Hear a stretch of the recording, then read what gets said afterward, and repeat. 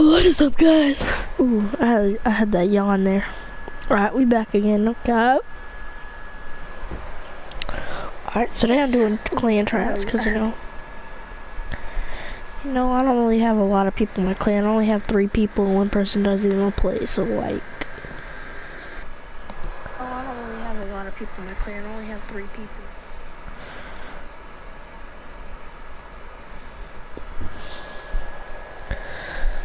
So, like, let's get it. Whoever want to join up, comment. A comment if you want to try out. My epic's at the bottom.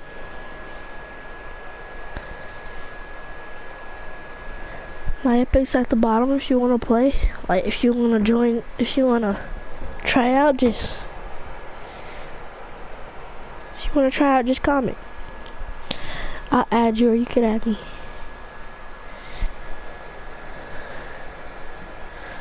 I'll accept PlayStation, mobile, I'll accept any platform.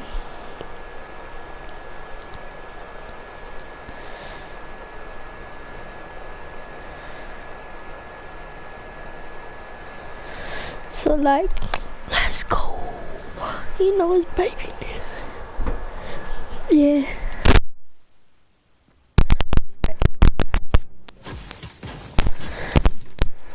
Alright, so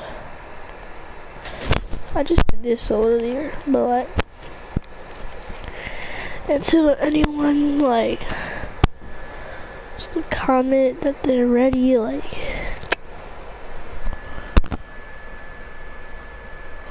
I got you, cut, get my cut. Bend that shit over on the game, bust it down, Tatiana.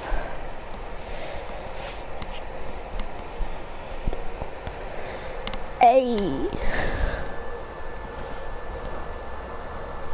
I'ma low-key sit here till somebody join or till somebody comment, and I'm gonna sit here for 8 hours, cause you know, cousin.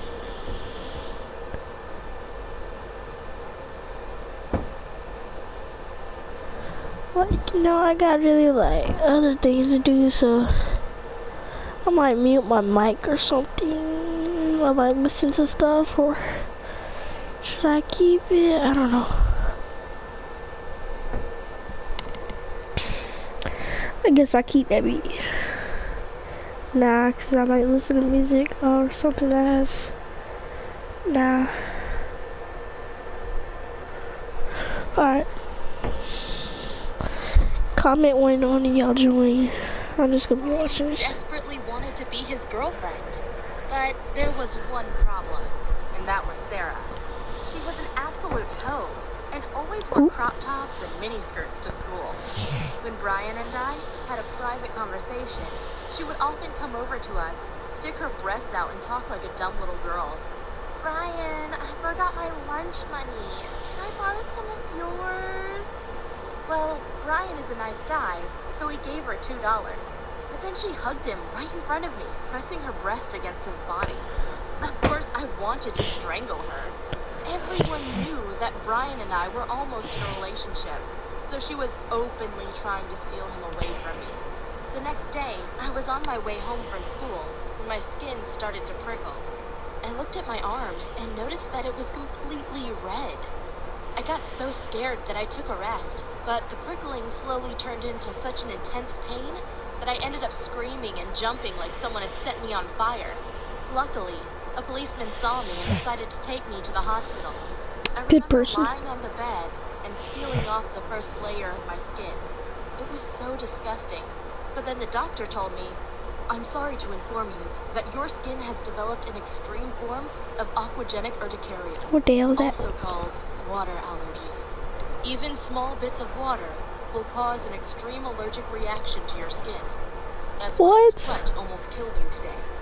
From now on, you can't shower or sweat anymore." Gosh, it felt like she gonna smell like booty. But the worst part was that I couldn't go to school anymore to defend Brian from the hoe Sarah. I knew I had to act fast. So I waited until my skin had recovered, and then I immediately invited Brian over to my house, while my parents weren't home. When I opened the door for him, he was shocked to see how I was dressed. I was wearing nothing but a short bikini, and when we went to my room, I picked up a sock from the ground to show Brian my butt. But then came the hard part. I told him about my water allergy and how I couldn't clean myself with water anymore, and instead had to use powder. He didn't believe me at first, so I put a drop of water right on my breast. It slowly ran down into the bikini, and within 2 minutes, a rash had formed. I asked him if he still liked me despite my condition, and he said, "Of course I do." Well, that's what I wanted to hear. So I pushed him on my bed and sat on top of him. I asked, "Did you ever kiss a girl?" And he responded, "Of course." I said, "Well, I've never kissed a boy before." He didn't respond. I guess he was too nervous. So I took the next step and went down to kiss him. I can't tell you what happened next, but I made sure he had a good time. When our date was over, I gave him one last hug and said, "Wow, you are absolutely amazing. You can always come by at night when my parents are asleep." You see, I was willing to do anything to make him my boyfriend. Did I feel like a hoe? Yes, a little bit. However, my plan had failed, because when I checked Sarah's Instagram the next week, I saw that she had posted a photo of herself eating ice cream with Brian. Of course I was furious, and I knew I had to act fast. So I invited Brian over to my house again, and this time, I made sure he had an even better time. I had bought myself a revealing bunny lingerie costume, and we did all kinds of things together. At one point, I sat on his lap and asked, "Are we in a relationship now?" He responded, "I do like you a lot, but I'm not ready for something serious." Ouch, that was not what I had wanted to hear. I said, "Come on, please. You know I love you so much." And he responded, "Okay, I'll think about it." However, the next day, Sarah came to my house. She smirked and said, "I saw what you did with Brian yesterday.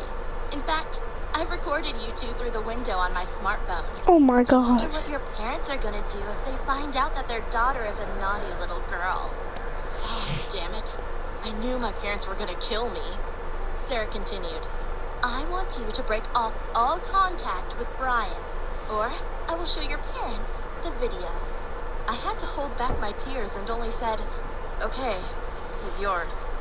Honestly, I had no choice.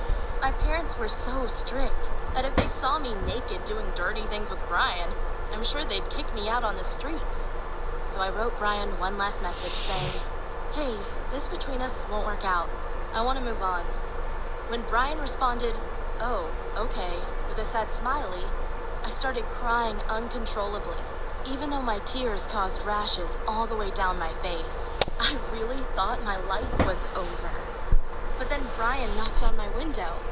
Gosh, this was so romantic. And when I opened it, he was looking as handsome as always. He said, "Hey, it's okay if you don't want to see me again, but I need to know why."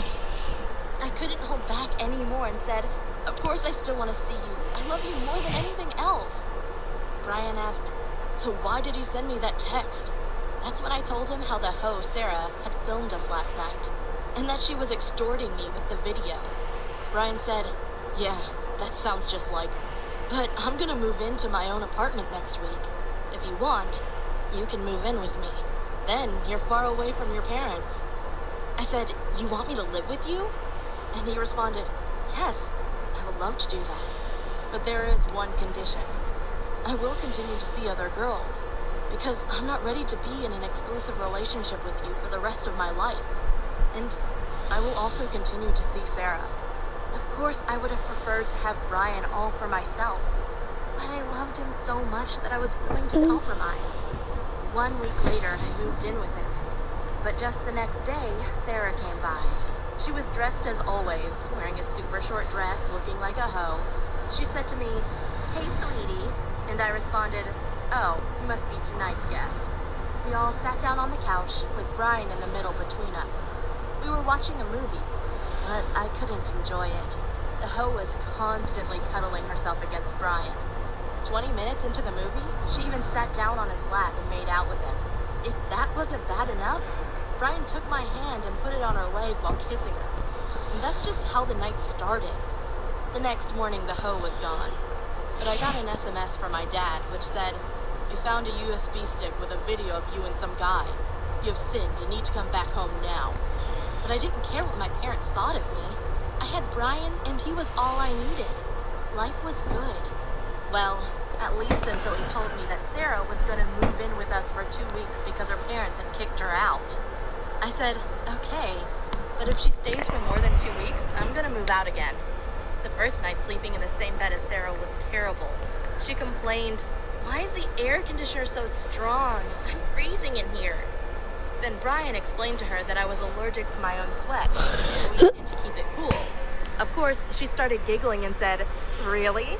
So how do you take a shower?" I said, "I don't take showers. I clean myself with powder." That's when she bursted out laughing and said, "Oh, that's why you smell so bad." Gosh, I hated her. And the next morning she woke me up, screaming, "Oh no, she peed herself." I looked down, and indeed, my pants were wet. Sarah must have spilled a glass of water over me. I immediately rubbed it dry with the bedsheet, but it was too late. Both my legs were completely covered in rashes, and I cried out of pain. Once I felt better, I confronted Sarah, but she denied everything and said, "You know me, I would never do that to you." I realized I couldn't let her get away with this, so I decided to secretly film her and Brian loving each other. I thought I could extort her, just like she had extorted me. But when I showed her the video, she only responded, "Wow, I look great. I'm sure my daddy would be proud of me." Wow, she was such a hoe that she didn't care about her reputation at all. If y'all gonna join, comment up. To get revenge on her. But it was too late, and she beat me to the punch. She made Brian and I sit down on the couch and said, "I have some wonderful news to share with you." Oh gosh, I knew this meant trouble, but I still wasn't prepared for what happened next. She pulled out a pregnancy test and screamed, "I'm pregnant! I'm pregnant!" My heart dropped, because I knew it was over between Brian and me. There was no way I'd help him raise Sarah's child. He freaked out too, screaming, "You camel, you got pregnant on purpose." But I had enough of this insanity. I said, "Congratulations, Sarah, he's yours." And then I took my stuff and left. Going back home wasn't easy though. My dad was still furious about the video of me and Brian. He shamed me for hours, saying a promiscuous girl like me would never find a husband. He said guys would just pass me around. Of course, I felt ashamed of myself, but I responded, "Dad, I made a mistake. I get it. But I'm also 18 years old and not a child anymore." Then he opened his laptop and started playing Sarah's video of me and Brian doing dirty things. I quickly had enough, closed the laptop and said, "If you don't want to support me, fine. I'm gonna leave again." I actually didn't mean it. But my dad responded, "Fine, go leave us and meet some guy. That's what you're best at." I left the house and sat down on the stairs for a moment. What was I supposed to do now? I had no idea. But when I checked my smartphone, I saw a message from Brian. It said, "She is not pregnant. Sarah was only faking it. I just kicked her out, and I want you to come back. I love you, and I promise not to see any other girls anymore." So toughy. When I was 18, my dad pressured me to marry Douglas, the son of a rich mafia boss who had a reputation for being cruel and reckless. Of course, I didn't want to marry him. He was a fat, ugly monster. But my family was desperately poor and used me as their ticket into a more comfortable life. But while on the altar, I started to feel itchy and said, "I'm not feeling well." Douglas responded, "It's too late to run away now. You're mine." But the dizziness turned into pain, and then I blacked out. When I woke up again, I was inside a hospital and my whole body was covered in rashes. The doctor said, "Don't worry, you're fine. But you've developed a rare skin condition called solar urticaria, or sun allergy. Whenever sunlight hits your skin, you will get rashes, feel dizzy, or worse." I thought he was kidding. How can someone be allergic to the sun? But Douglas got angry and screamed, I don't care if she has an allergy. She's going to marry me today. Then he pulled me by my arm out of the hospital and drove us back to our wedding. Most people had already left, but the pastor was still there, and after he wed us, Douglas forcefully grabbed my wrist, pulled me towards him, and kissed me. It was absolutely disgusting. His breath smelled terrible, and then he said, "Now that you, pretty girl, are mine, it's time for you to come home with me." Well, most women have a good first night, but mine was terrible. I won't go into the details, but he loved humiliating me. It was so bad, I couldn't fall asleep afterward. The idea of living with this monster for the rest of my life made me cry. He only saw me as an object. My job was to wear lingerie and to pleasure him. And of course, he did with me whatever he wanted, no matter how much it hurt.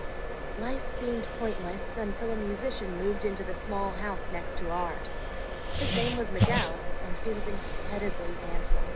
We often talked over the fence, and he always listened when I told him about my cruel husband. But one time, I went over to his house and sat down next to him on the couch. At first, we were just flirting with each other, but then he put his hand on my leg. I knew where this was going, and I liked it. Then he pushed me back, took his shirt off, and showed me his muscular body. Wow, I had never been more aroused. He went on top of me, put his hands around my throat, and pushed me deeper into the couch. I knew he had complete power over me, but I wasn't scared. This was what I had always wanted, a guy who was both gentle and rough. Our affair went on for months, with Miguel often coming over to my house to see me. But one time, while we were making out, my husband got home early. Miguel decided to hide under the bed, and when my husband came into the room, he said, "There's my pretty little girl. Oh, we're gonna have some fun today." He put his sausage hands on my body and kissed me. He was as disgusting as always, but I was already used to it. Next, he put a small mirror into the window and reflected the afternoon sun onto our bed. He always did that, because he loved seeing the pain in my face while the sun burned a rash into my chest. At one point, I screamed out of pain, and that's when Miguel had enough. He came up from under the bed, pulled my husband by his hair, and smashed him to the ground. Then Miguel tied him up with a rope. It was the same rope my husband had often used to tie my hands and feet to the bed. Miguel said, "I'm sorry, but I can't let that pig treat you like that. You are such a beautiful girl, and you deserve better than him." I responded, "But he is my husband, and now he's gonna punish me worse than ever before." Miguel said, "Don't worry, let's just run away together." Well, I had no other option, so we took the train to New Orleans and started all over. It wasn't a luxurious life, but I was happy, because whenever Miguel came home from work, he'd pull me out of the kitchen and toss me onto the bed, get on top of me, he'd kiss me, he'd bite me, and yes, that's what I wanted. I wanted to ache, I wanted to suffer, I wanted to forget myself. Maybe those were the best times of my life. Miguel and I even decided to get married and have a kid, but right while I was pregnant, Miguel let his sister move in with us. She was pregnant too, and for some reason she hated me. I didn't understand why, until one night, she stormed into our bedroom and screamed at Miguel, "I've had enough. I won't let you treat me like a second-class wife anymore. Tell her the truth. Tell her I'm not your sister. Tell her that you are the father of my baby." Within seconds, my whole world crumbled. Miguel said, "I'm so sorry. After one of my shows, I got drunk and hooked up with her. I never wanted to get her pregnant, and I hope you can forgive me." Wow, I didn't know how to respond. I felt betrayed and wanted to break up, but I couldn't because I depended on Miguel's income to take care of my future baby. To make things worse, Miguel loved the other girl as much as he loved me, even though I was his wife. He even made us sleep inside the same bed, and there was nothing he loved more than kissing both of us at the same time. I got so frustrated that I asked him to kick the other girl out, but he responded, "She's carrying my baby. It would be wrong to leave her now." Well, that was convenient for him to say, because he loved having two women in his life. However, then I gave birth to my child. She was a beautiful girl, but suffered from a rare birth defect. The doctor said she was profoundly mentally handicapped and would never learn to speak or even walk. Of course, I still loved her, even though Miguel didn't feel the same way, because when I came back home from the hospital, I found an empty apartment. My husband had decided to run away with his new girlfriend. All he had left me was a small letter that read, "I'm sorry how all this ended, but I decided to start all over again. I wish you and our daughter the best." I won't lie, I almost had a mental breakdown. How was I supposed to take care of my daughter without a job? I figured I couldn't, so I gave her one last kiss and left her at an orphanage. Afterward, I called my dad. He was happy to hear I was alive, but told me that he had married my little sister to my ex-husband, Douglas. I was shocked. My sister was only 19, and Douglas was probably punishing her for me running away. That's why I immediately went back to my hometown and arranged a secret meeting with my little sister. When we met, I saw bruises and marks all over her body. She looked as if she'd been through hell. I asked, "How long have you been married to him?" And she responded, "For almost 2 years. Dad married me to him on my 18th birthday." And then my sister fell on her knees and begged me, "Please help me. I can't take it anymore. All I want to do is die." I knew I had to come up with a plan to get rid of Douglas once and for all. So I chose poison. It took me a few weeks to find the right recipe and ingredients. But according to my sources, whoever drank this potion would be dead within 2 minutes. Then I went to Douglas's office, smashed the window, and climbed inside. He had a bottle of rum standing on his desk, so I poured the poison in there. And to make sure no one got suspicious, I stole a few things to make it look like a burglary. 2 days later, it happened. Douglas drank from the bottle of rum I had poisoned. However, one of his mistresses also took a sip, and both were brought to the hospital. Luckily, his mistress survived, but so did Douglas. And after he recovered, he went home and accused my sister of poisoning him. Of course, she denied everything, but he did such horrible things to her that after days of pain, she said, "Okay, maybe it was my sister. I recently saw her back with my parents." After her confession, Douglas drove right to my parents' apartment, kicked in the door, and came inside. I was sitting on the couch when our eyes met. I knew he wanted to end my life. I knew I should have run into the kitchen and grabbed a knife to defend myself, but I was too scared and just froze, completely unable to move. Then he came to me, pulled me up by my hair, and said, "First you're gonna suffer, and then you're gonna die." He dragged me by my hair towards the door when I heard a doing sound, and Douglas broke down. I turned around and saw my 68-year-old dad holding a pan in his hand. He had knocked him out and said, "Enough of this bastard. I'll take care of him now." And then he dragged Douglas to his car, put him into the trunk, and drove away. No one ever saw him again. But the story isn't over yet. My sister inherited Douglas's money and houses. I assumed she would share some of it with our parents and me. But instead, she blamed us and said we didn't deserve the inheritance because we had forced her to marry Douglas. I responded, "I didn't know you were married to him, and I'm honestly sorry." But my sister didn't care and broke up all contact with us. Of course I understood that she was angry, but I still thought I deserved some of the inheritance because I had rescued her from Douglas. That's why I went to court and argued that Douglas and I had never gotten a legal divorce. Therefore, I should have received the inheritance. Luckily, the judge agreed and ruled all the inheritance over to me. Of course, my sister was incredibly angry and screamed to the judge, "My sister poisoned Douglas. She did it." I was shocked because I wasn't sure if I would get into trouble, but she had no evidence to support her claim, so I had nothing to fear. And after I received the inheritance, I gave 1/3 to my sister, 1/3 to my parents, and then I went back to the orphanage in New Orleans, where I had left my daughter. However, she wasn't there anymore, and no one could tell me who had adopted her. I got angry and screamed, "So you just gave my daughter to some random person without writing down their contact details?" But no one cared. And today, I'm still searching for my daughter. I just need to know that she's doing well. Hey, I'm Christine, and my classmates have always been scared of me. It's not because I'm a bully, but it's because of my skin disease. My body parts are often swollen and covered in bruises. That's why many kids called me the Blue Hunchback of Notre Dame. The only person who defended me was Paul. He didn't mind how I looked, and that's why he asked me to become his girlfriend. Of course I said yes. But there was one problem. His parents. When they saw my skin all swollen and blue, they thought I was a freak and asked, "What's wrong with you?" I said I have skin disease called chronic idiopathic hives, and whenever someone or something touches me, I'll have an allergic-like reaction to it. But don't worry, it's not contagious.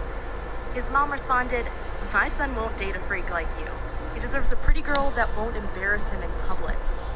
The words hit me like a slap in the face, but Paul came to my defense and screamed, "Mom, you're so bad. Why don't you care about your own problems first?" When we got into Paul's room, he said, "I don't care about my parents' opinion. I love you, and that's all that matters." And of course, I love Paul back. But the next time his mom saw me, she asked, "If you have kids, will they look as monstrous as you?" Then she put her finger on my forehead and pushed me back. A few minutes later, I was left with a small bruise that stayed for several days. Of course, I was too scared to go back to Paul's home.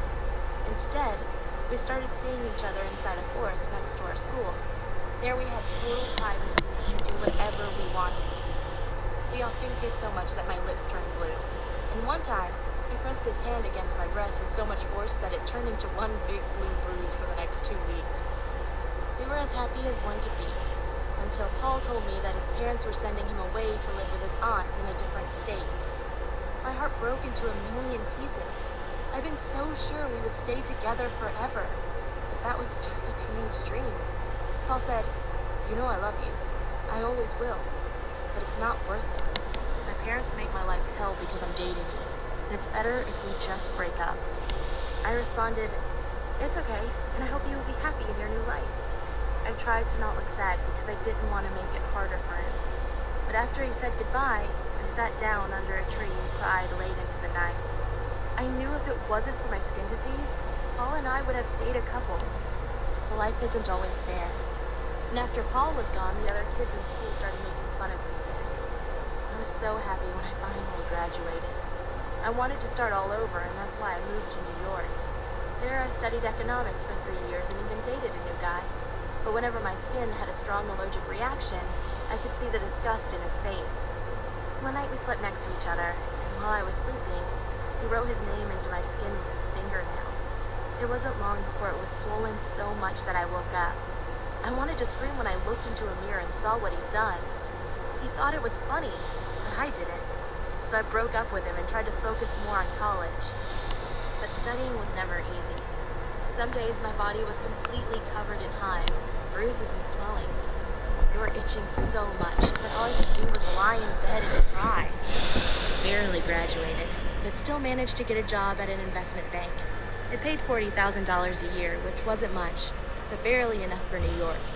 Unfortunately, my skin disease got so bad that I couldn't go to work anymore and got fired. That was the darkest moment of my life. My skin was hurting like hell, and I lost my job. I was about to give up on life, so instead of finding a new job, I moved into a homeless shelter. All I did was lie in bed, depressed and scratching my skin. Finally, I wondered, is there anything I want to do before I die? The answer was yes. I wanted to see Paul one last time. I wanted to see if he was happy. So I tracked him down and found out that he was working for a consultancy firm in Washington. Then I took a bus and went to surprise him. Of course, I was nervous about meeting him again. He'd done well in life, but I'd failed at everything. I was afraid of his judgment, but I was also desperate to see him again. So I waited in front of his office building. When he came out and saw me, he cried, "Oh my God, Christine! It's so nice to see you. How are you doing?" I said, "I'm good. I just wanted to catch up with an old friend." He said, "Sure." And we went to a restaurant. There he told me about his job and how he had to work 80 hours a week. But when he asked me how I was doing, I blushed and looked away. He said, "Come on, I'm your friend. You can tell me anything." So I told him how I got fired and lived in a homeless shelter because of my skin condition. I even told him I was depressed and rarely got out of bed. He said, "I'm really sorry. I'd let you live at my place, but I have a girlfriend and she wouldn't like it." My heart dropped, but I played it cool and said, "No problem. I'll just move back in with my parents." When we said goodbye to each other, I had tears in my eyes. It was so nice to see Paul again. I still loved him as much as the day we broke up. In another life, we would have gotten married and lived happily ever after. that wasn't my destiny. I ended up moving back into my mom's home. Her and Dad had just gotten divorced, and she was happy to have some company. But just a few days later, I got a message from Paul that said, "Hey Christine, when I saw you last week, all my feelings for you came back. I can't stop thinking about you. I just broke up with my girlfriend, and I'd love you to come back to Washington. You can move in here right now." Wow, my head spun around. It felt like a gift from God, a little hope in a hopeless life. I immediately drove back to Washington, and when I saw Paul, we gently fell into each other's arms, kissing passionately for ages. It felt like we were teenagers again, making out in the forest while we hid from his parents. Life was good again. I felt motivated and found another job, but my chronic idiopathic hives flared up again, and the pain kept me awake at night, so I barely ever got any sleep. When I got fired from my job again, I felt so ashamed. But Paul said, "Don't worry, it's not your fault, and I'm making enough money to take care of both of us." Well, that was our life for the next 2 years. I stayed at home doing nothing, while Paul worked long hours. But then I got pregnant and everything changed. At first, Paul was super happy and screamed, "We're going to be parents! This is the best day ever!" But I wasn't sure. I felt like Paul deserved someone better than me. Even though he seemed happy, I felt I was holding him back. And the next day, Paul went on his knees in front of me and got out an engagement ring. He said, "Christine, will you marry me?" I started crying and said, "I can't. You deserve someone better than me. I'm a mess." He responded, "I don't care. I love you, and I don't want any other girl." So in the end, I agreed and said, "Yes, I want to marry you." But then came the hard part. We had to tell his parents about our engagement. He called them up and said, "Hey, you remember the girl I was dating in high school?" His mom responded, "The freak with the skin problems?" Paul said, "Yeah, I just wanted to tell you that we're engaged now." His mom was quiet for a few seconds, but then she started crying and screamed, "No, no, you deserve better than her." Wow, she really hated me. But Paul still arranged a dinner for us and his parents. Maybe we could work things out. His parents still didn't know I was pregnant. We wanted to tell them over dinner. But before we could say anything, his mom said, "I have a surprise for you, Paul." And then a really gorgeous girl sat down at our table. Paul's mom said, "This is Georgina. I want to ask her something. Georgina, do you think my son Paul is attractive?" Georgina responded, "Yes." Then his mom asked, "Would you date my son?" And she said, "Yes, I would love to date him." Tears were running down my cheeks.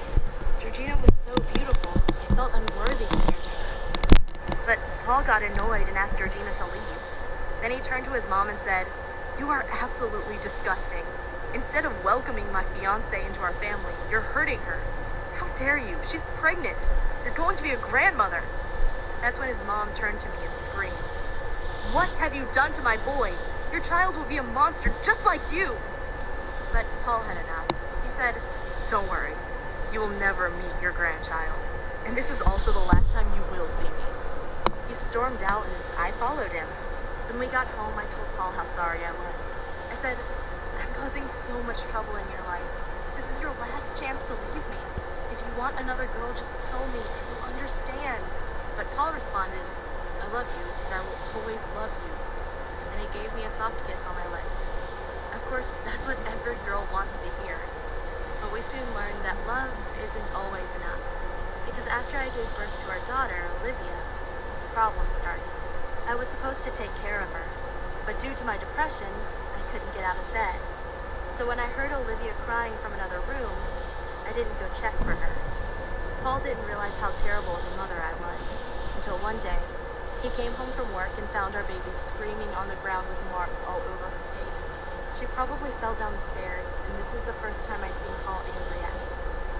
He screamed, "You are a terrible mother." And of course, he was right. But I was so depressed. I didn't even respond to him. Right now, all I do is watch YouTube and hope that my skin condition will get better someday. The pain is unbearable and ruined my life.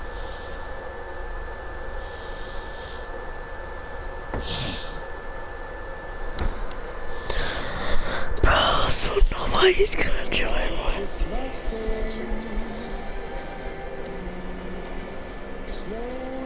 Merry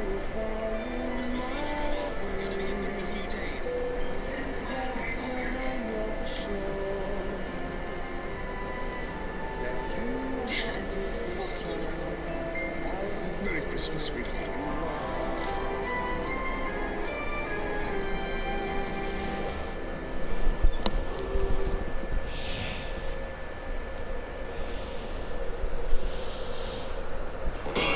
Okay, Google, what's the weather in San Francisco?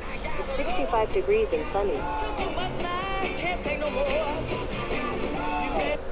Hey, I'm Alex, and in this video, I'm going to tell you how I became one of the richest people on Earth, even though I was only a stupid teenager.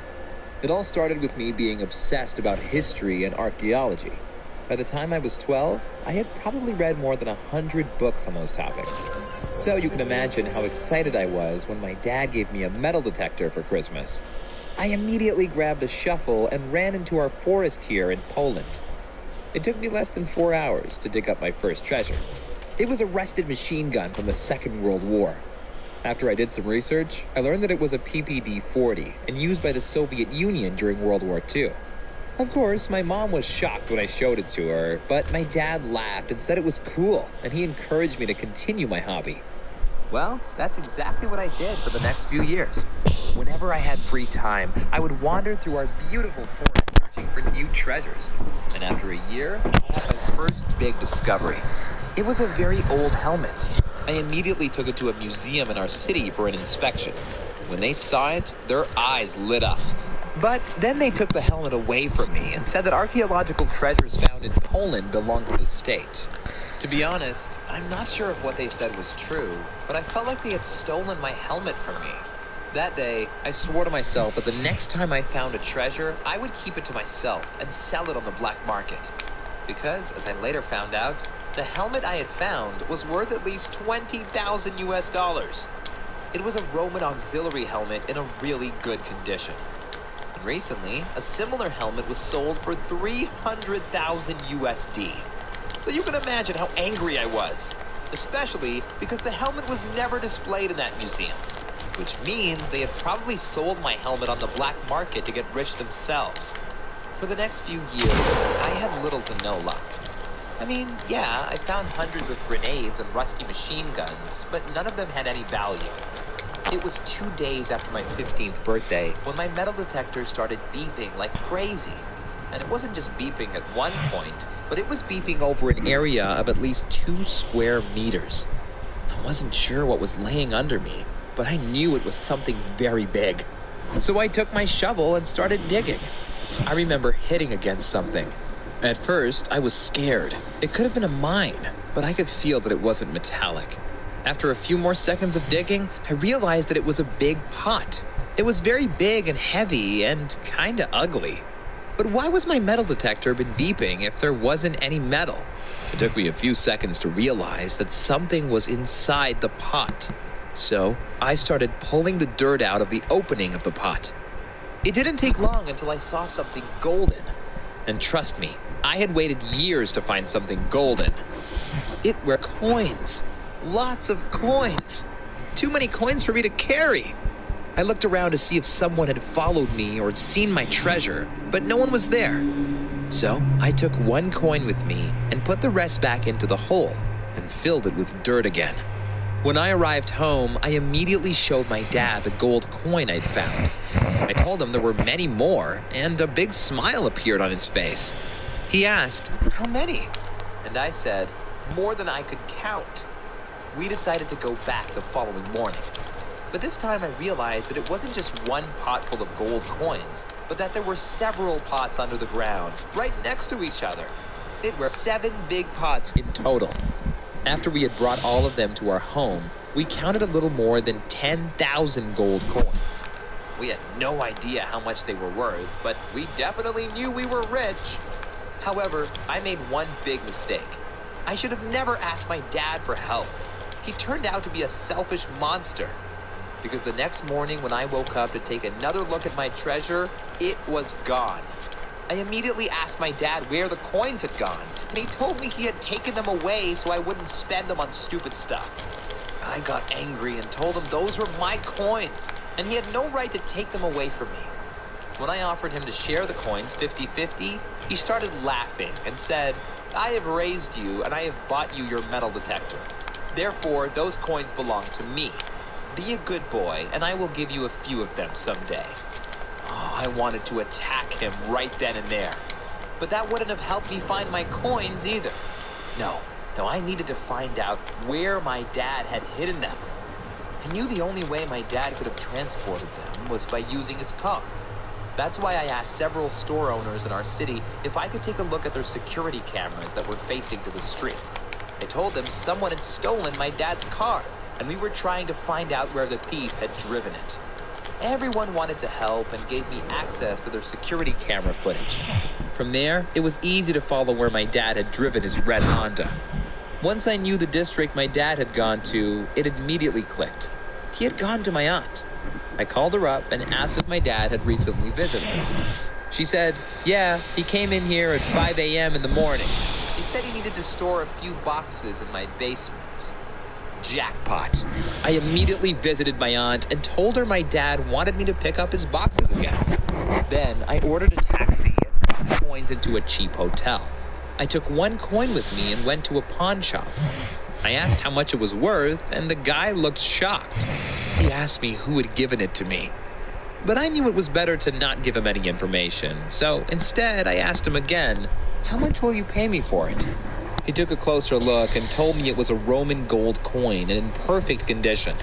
When he said he was willing to pay $15,000 for this single coin, I almost fainted. But I tried to stay cool, even though I had 10,000 more of these coins laying around in my cheap hotel. What if someone broke into my room and stole them from me? I took the $15,000 and ran back to my hotel. Luckily, my coins were still there. I immediately ordered a taxi and drove to Warsaw, the capital of Poland. There, I checked into a luxury hotel where I was safe from my dad and thieves. All that happened a few years ago, and I haven't seen my dad since. I've sold all my 10,000 coins for a total of $50 million to several private collectors. And I even found a legal loophole so I wouldn't have to pay any taxes. Today, I'm 18 and living on Ibiza. I'm mostly partying and having fun. But I also offered my mom to leave my dad and start a new life with me. However, she said she wouldn't leave my dad because she loved him too much. Well, I'm sorry, but that's her problem. As long as she lives with my dad, I won't give her a single penny.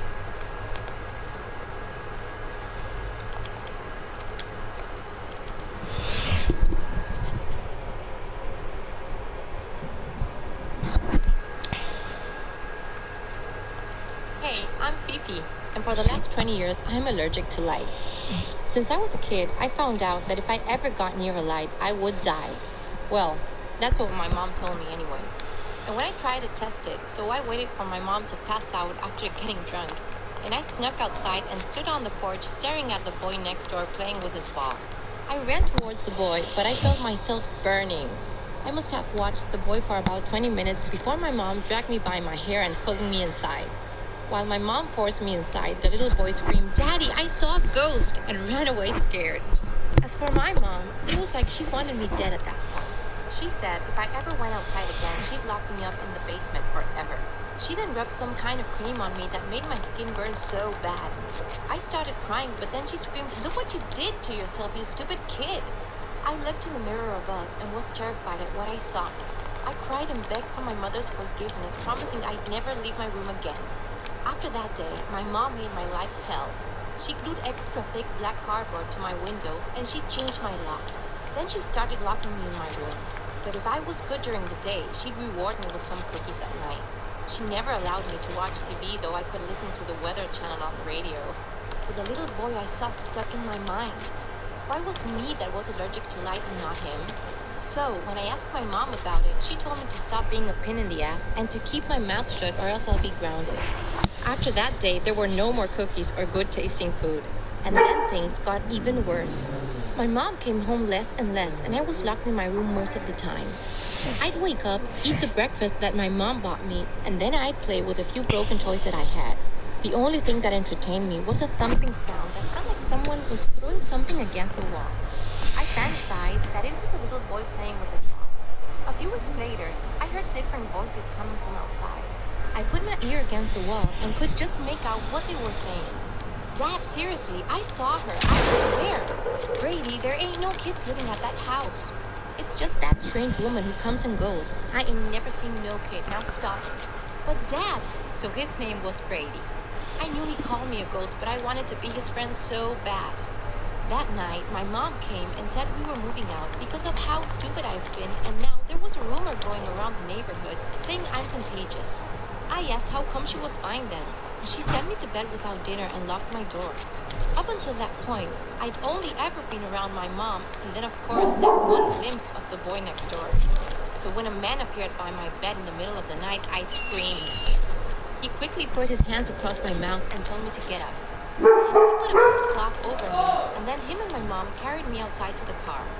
I didn't know where we were going because they blindfolded me. I assumed it was to protect my eyes from all the lights. After a while, we stopped and they carried me out of the car. I asked my mom who is this man and where were we going? And she told me this was our new house and that this was her boyfriend and he was a doctor and would take good care of me. I asked if he was my new daddy and she just laughed and said, "Sure, honey, call him daddy." Then they took me to my new room and it was even smaller than my old room. It smelled so bad and it was filled with trash bags that were overflowing. There wasn't even a window. And that is how I lived for years. The only thing that kept me company was some mice that managed to crawl under the door.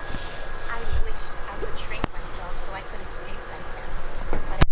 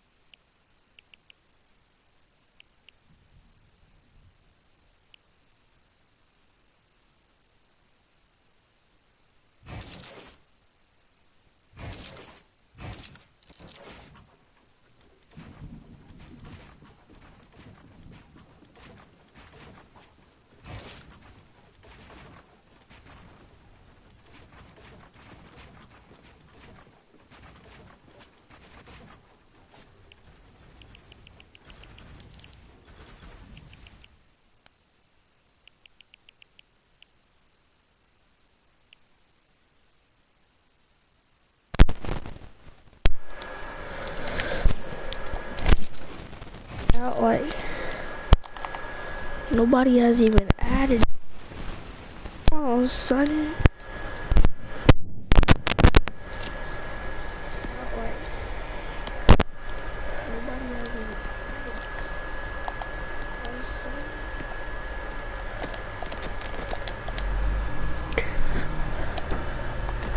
My level of suicide up. My level of suicide up. Let me see what's poppin'. I'm not playing good right, like, I'm not even playing good because, like, I'm laying on my bed, like, in an uncomfortable position, so I can't do nothing.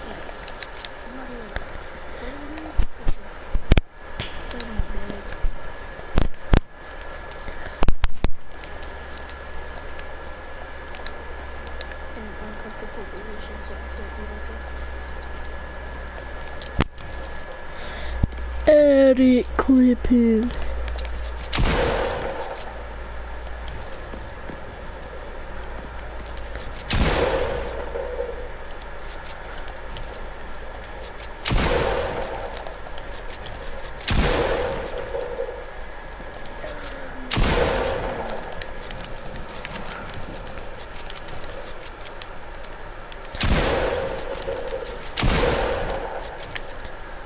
Should I do it dirty?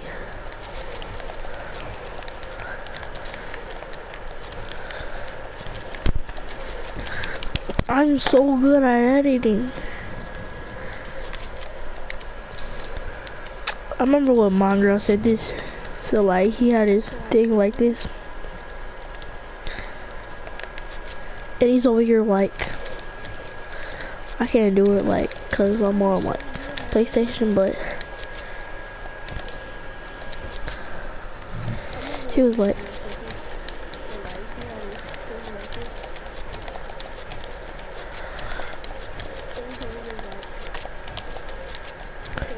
well, he was like, I'm not even like I said, I was in an uncomfortable position, so I can't edit really.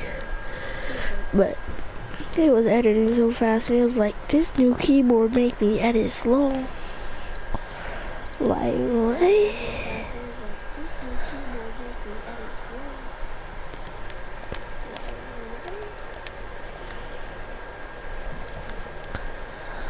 Editing. So Mongrel, this is editing slow. That's to Mongrel.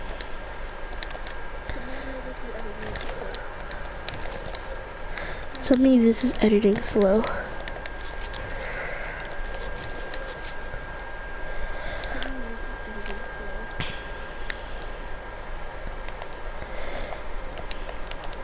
So the worst playing Fortnite, this is to him editing slow. How do I edit?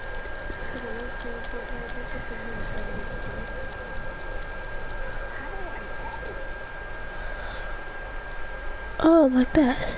I've heard.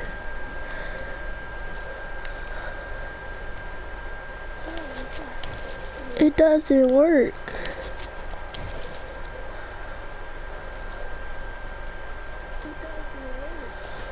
Okay, now it works.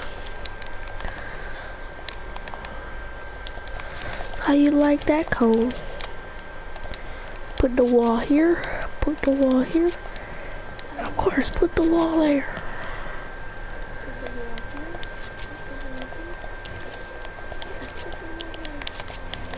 Huh? I went like this, but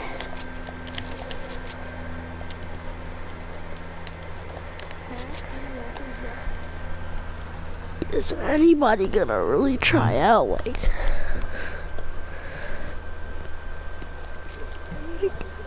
That serious? Not for real though, like nobody has added me. Oh shit, a lot of people have, but like not like people who wanna try out like added me. Like that's how it's popping, bro. That's how it's popping, no cap, dog.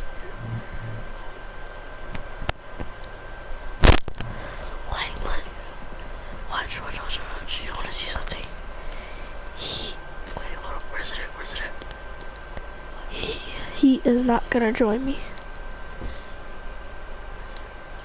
Hey, I wanna see something really cool. The kid that I actually play with is not even gonna join me. Oh, never mind, he's not even wrong. Well, here's one of them, but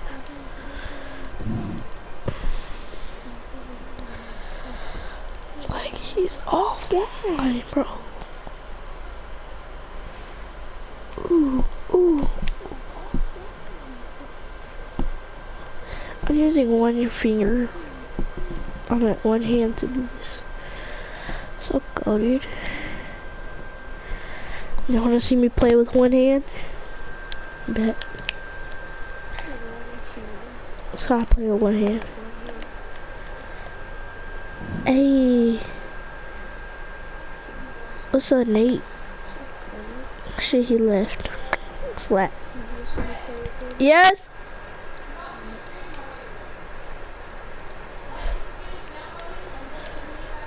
It's not gonna do anything.